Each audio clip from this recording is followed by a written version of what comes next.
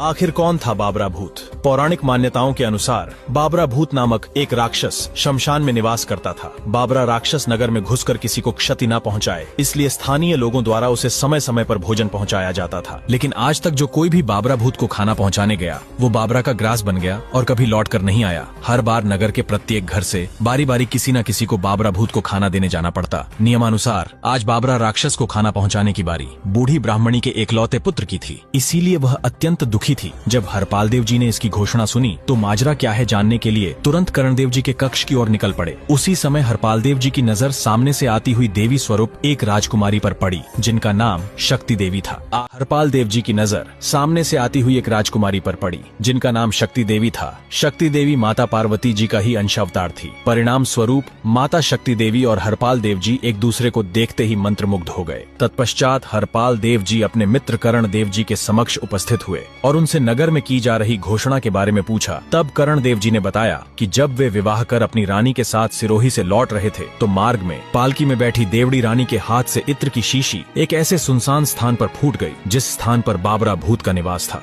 यही इत्र रानी के कपड़ों पर भी लगा था। इत्र की खुशबू का पीछा करते करते बाबरा भूत रानी के पीछे पाटन आ पहुंचा, जिसके बाद रानी और राज्य के लोगों को क्षति न पहुंचाने के बदले बाबरा भूत और करण देव जी के मध्य एक समझौता हुआ कि बाबरा भूत शमशान में ही रहेगा और इसके बदले समय समय पर नगर के लोग उसे खाना पहुंचाते रहेंगे।